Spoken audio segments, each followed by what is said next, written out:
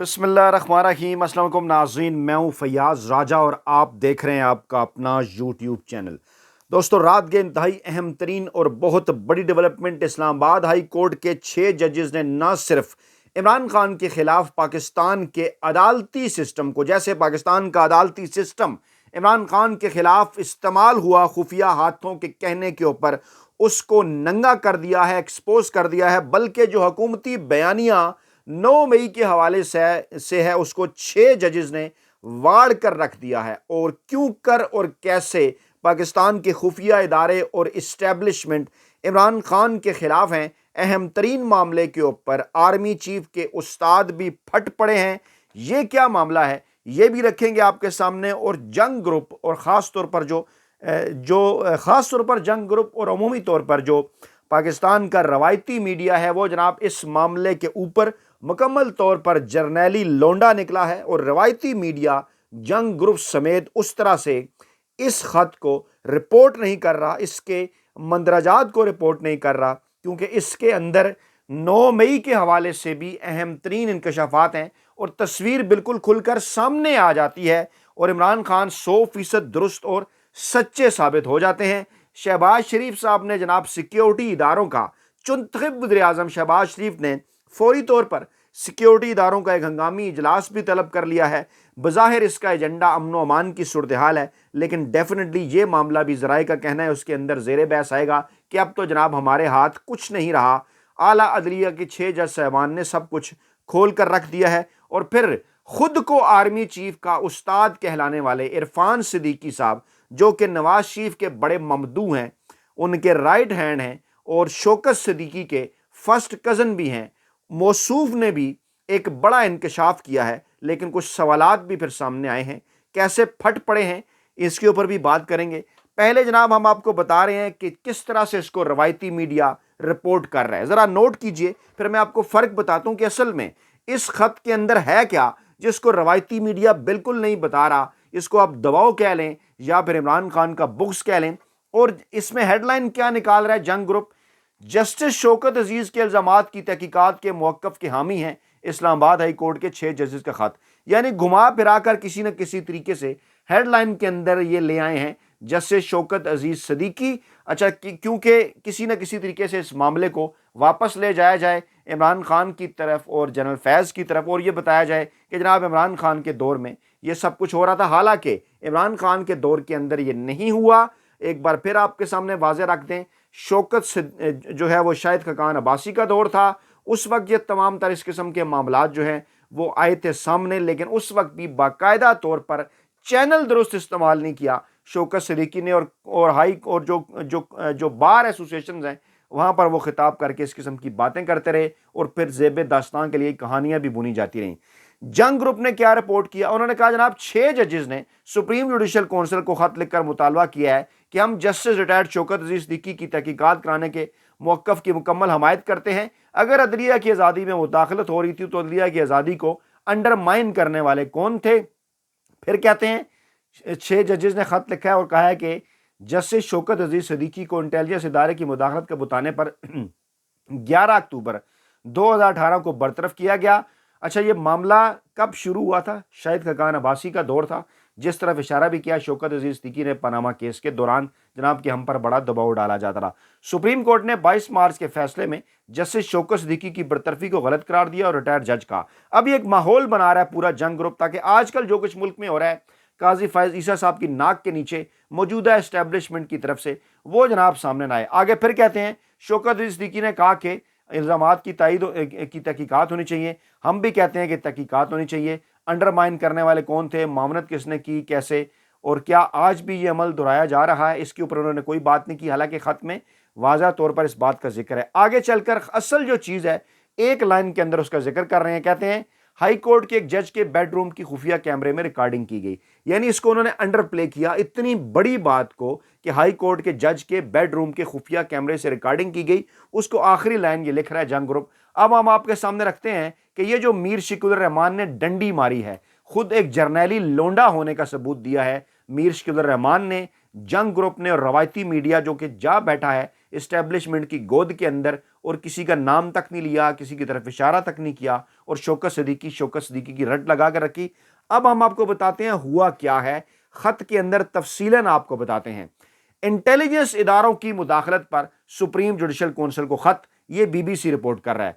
कह रहे हैं खुफिया इदारों के अदलिया पर दबाव से मुतल्लिक ये खत है और जुडिशल कन्वेंशन बुलाने का मुतालबा किया गया है और ताकि ये पता चले कि मुल्क की दीगर हाई कोर्ट के जजेस को भी इस सूरत हाल का सामना है जो इस्लामाबाद हाई कोर्ट को सामना है। अब ये देखें, ये होती है ना रिपोर्टिंग, खुलकर BBC बता रहा है जंग ग्रुप जर्नैली लोंडा और नवाज शरीफ का लोंडा साबित हुआ मुकम्मल तौर पर।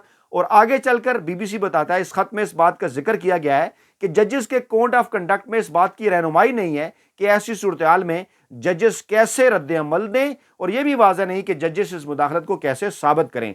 खत में आगे चलकर कहा गया कि अदलिया की आज़ादी को यकीनी बनाने के लिए इदारा जाती रिस्पांस की जरूरत है, यानी पूरा इदारा रिस्पांस करे। काजी फैज ईसा साहब को यह कहा गया है जो आला अदलिया के सरबराह हैं, और कहा गया है कि मई सन 2023, ये नुक्ता बड़ा इंपॉर्टेंट है, लेकिन जंग क्योंकि जर्नैली लोंडा है और नवाज शरीफ का लोंडा है जंग ग्रुप, इसलिए उन्होंने इसको रिपोर्ट नहीं किया। डंडी मारी है, शर्म करनी चाहिए जंग और जियो ग्रुप को और इसके जिम्मेदारान को, क्योंकि वाज़ेह इशारा है। अब मई 2023 में क्या हुआ था, 9 मई 2023, अब उस तरफ भी इशारा है। यह पहली मर्तबा इंकशाफ मैं आपके सामने कर रहा हूं, कोई रवायती टीवी चैनल ये नहीं बता रहा कि इसके अंदर मई सन 2023 का जिक्र है कि हाई कोर्ट के जजेस ने चीफ जस्टिस को खत लिखा कि ISI ऑपरेटिव्स की मुदाखलत पर तौहीन अदालत की कार्रवाई शुरू की जाए।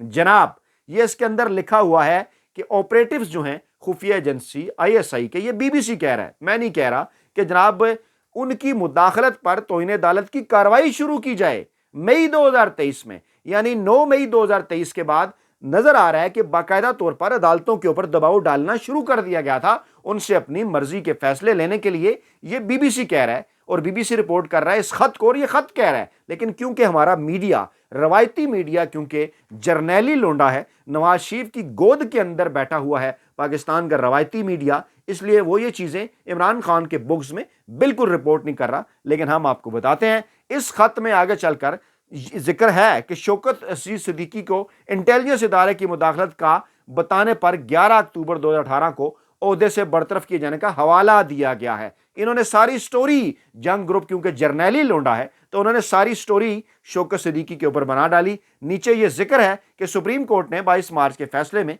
जस्टिस शौकत सिद्दीकी की बरतरफी को गलत करार दिया और उन्हें रिटायर्ड जज कहा। अच्छा, अब हवाले के बाद आगे वो क्या लिख रहे हैं, ये आयद करदा इल्जामात की तहकीकात होनी चाहिए और आगे चलकर कि जनाब हम इयादा करते हैं, मुकम्मल हमायत करते हैं, तहकीकात करें किस बात की, ताकि ये अमल दोहराया ना जा सके और अदलिया की आज़ादी को अंडरमाइन करने वाले कौन थे, उनकी मुआवनत किसने की। और अगला जुमला इंतहाई अहम, तहकीकात का स्कोप वसी करें, कहीं अब भी तो इस तरह की मुदाखलत जारी नहीं, कहीं अब भी तो, यानी इस वक्त इस हुकूमत के दौर के अंदर गुज़श्ता 2 बरसों के अंदर इमरान खान के हुकूमत को गैर आइनी और गैर कानूनी तरीके से गिराए जाने के बाद इस वक्त जो मुल्क के अंदर जिनकी हुकूमत है, आपको पता है किसकी हुकूमत है, PDM 1-2। और क्या अब तो ये सब कुछ नहीं हो रहा, वाज़े अल्फाज में इसकी जानिब पैगाम है, लेकिन इसको रवायती मीडिया, क्योंकि जंग ग्रुप और रवायती मीडिया क्योंकि जर्नैली लोंडा है, इस्टेब्लिशमेंट की गोद में बैठा हुआ है,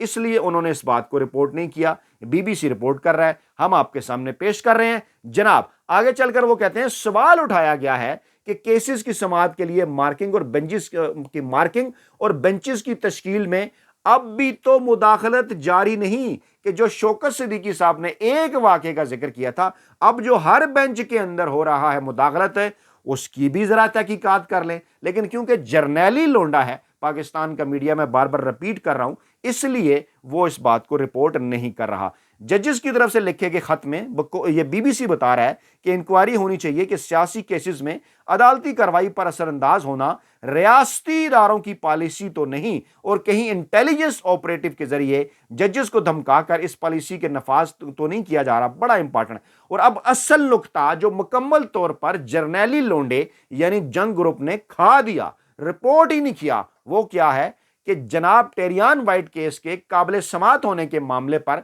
बेंच में शामिल जजेस का इख्तलाफ सामने आया और प्रिजाइडिंग जज ने अपनी राय का ड्राफ्ट भिजवाया जिससे दीगर 2 जजेस ने इख्तलाफ किया। इस खत में कहा गया कि अब ये क्या मामला था, चीफ जस्टिस आमिर फारूक कुछ और चाहते थे, किनके कहने पर आपको पता है, बाकी 2 जजेस की राय कुछ और थी, और फिर क्या हुआ आपके सामने है।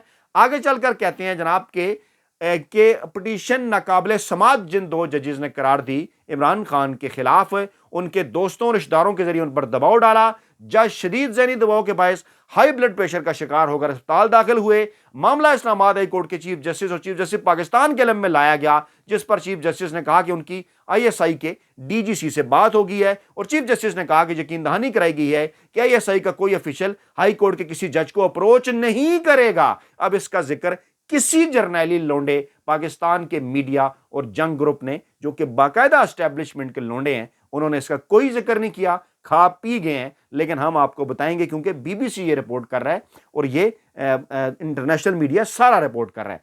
आगे चलकर इसके बावजूद ISI के ऑपरेटिव्स की मुदाखलत जारी रही। खुफिया एजेंसी का नाम ये लिख रहे हैं, मैं नहीं कह रहा, ये BBC रिपोर्ट कर रहा है, ये इस खत के अंदर लिखा हुआ है। कैसे जंग ग्रुप और जियो ने इस सारी चीजों को डिलीट कर दिया इसके अंदर से, जरा पूछें कि यही क्या इनकी सहाफत है। आगे चलकर लिखते हैं कि जनाब मई 2023 में, फिर मई 2023, नोट करें इसको, मई 2023 में हाई कोर्ट के एक जज के बरादर निस्बती को मुसल्लह अफराद ने अगवा किया और 24 घंटे बाद छोड़ा, यानी 9 मई के वाकयात के बाद। कैसे जजेस पर दबाव डाला जा रहा था, यह BBC कह रहा है। खत में जज का नाम तो नहीं लिखा गया, लेकिन कहा गया कि जज के बेटे और फैमिली के लोगों की सर्विलेंस की गई, जिसके बाद बरादर निस्बती को अगवा करने का फैसला हुआ। फिर कहा गया खत के अंदर कि जज के बरादर निस्बती को हिरासत के दौरान इलेक्ट्रॉनिक शॉक लगाए गए और ये वीडियो बयान रिकॉर्ड करने पर मजबूर किया गया। जर्नैली लोंडे जंग ने यह बात नहीं की,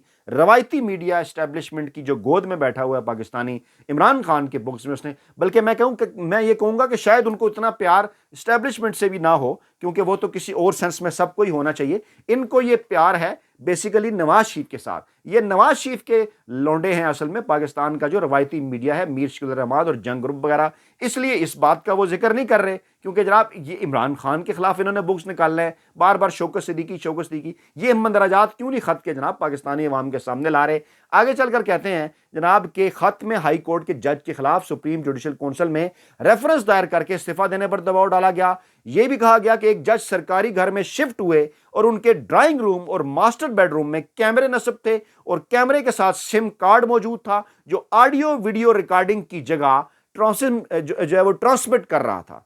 सोचिए कितनी खौफनाक बात लिखी है, लेकिन क्योंकि जर्नैली लोंडा है जंग ग्रुप, क्योंकि रवायती मीडिया पाकिस्तान का इस्टेब्लिशमेंट की गोद के अंदर बैठा हुआ है, लेकिन यह खत कोई हमने अपनी तरफ से तो नहीं दिया। रिपोर्ट तो कर सकते हैं पूरी दुनिया में, यही तरीकाकार है कि जनाब वो जजेस को कह के रिपोर्ट करें ना, BBC ने भी यही किया। लेकिन इतना क्या इमरान खान का बुक्स हुआ, इतना क्या नून लीग की मोहब्बत हुई जंग ग्रुप के अंदर और रवायती मीडिया के अंदर के खत के मंदरजात ही रिपोर्ट नहीं की और मामला घुमा फिराकर शौकत सिद्दीकी ने ठीक कहा, वो भी आपको बताते हैं आगे चलकर। शौकत सिद्दीकी साहब ने 2002 में MMA के टिकट पर इलेक्शन लड़ा था, मैं इलेक्शन कमीशन कवर करता था। उसके बाद फिर किताब का केस उनके सामने आया, इखलाकी जरूरत होनी चाहिए थी, किताब के निशान पर उन्होंने इलेक्शन लड़ा, फिर भी उन्होंने वो केस सुना। और उसके बाद फिर इफ्तिखार चौधरी साहब के साथ शौकत सिद्दीकी साहब का ताल्लुक, नवाज शरीफ के साथ ताल्लुक, और फिर जिस किस्म के फैसले और फिर CDA और फिर घरों के मामले और फिर करप्शन के इल्जाम, ये सारी चीजें हैं। लेकिन क्यों इन सारी चीजों को घुमा फिरा कर डाल दिया गया उस खाते के अंदर कि नहीं जनाब ये पनामा, फैज हमीद का दबाव, इमरान खान की ख्वाहिश, ऐसी सारी चीजें, लेकिन ये चीज रिपोर्ट नहीं कर रहे।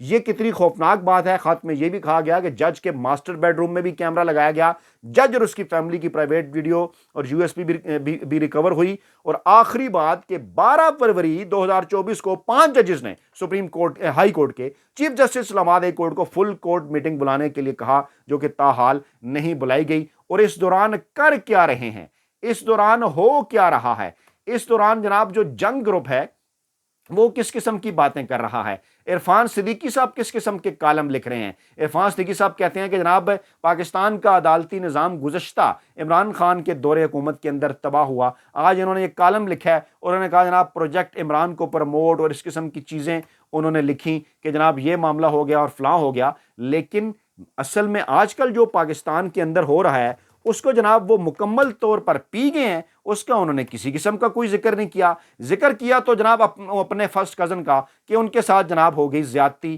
क्योंकि वो मैंने आपको बताया ना कि शौकत सिद्दीकी साहब इरफान सिद्दीकी साहब के फर्स्ट कज़न हैं, तो उनका तो हो गया जनाब बार बार जिक्र कि जनाब उनके साथ ऐसा हो गया, उनके साथ जनाब वैसा हो गया, लेकिन जो असल बात करनी थी वो तो उन्होंने की नहीं कि आज जो मुल्क के अंदर हो रहा है, अदलिया जिस किस्म की जो है वो बेंच फिक्सिंग हो रही है, काजी फैज ईसा साहब की नाक के नीचे जो कुछ हो रहा है, 6 जजेस ने सब कुछ वाजे कर दिया, लेकिन वो कहते हैं ना कि माजी के गोंगलुओं से मट्टी झाड़नी है। तो जनाब जो खुद को आर्मी चीफ का उस्ताद कहते हैं इरफान सिद्दीकी साहब, इमरान खान के बुक्स में 5-6 कॉलम लिख चुके हैं कि 9 मई में इमरान खान को फिक्स करें, वो यहाँ पर नहीं फट रहे, बाकी तमाम तर मामलात के ऊपर फट रहे हैं। तो ये थी जनाब आज की ताज़ा तरीन डेवलपमेंट। अपना बहुत ख्याल रखेगा, दुआ में याद रखेगा। नई वीडियो के साथ जल्द हाजिर होंगे। अल्लाह ने के बाद।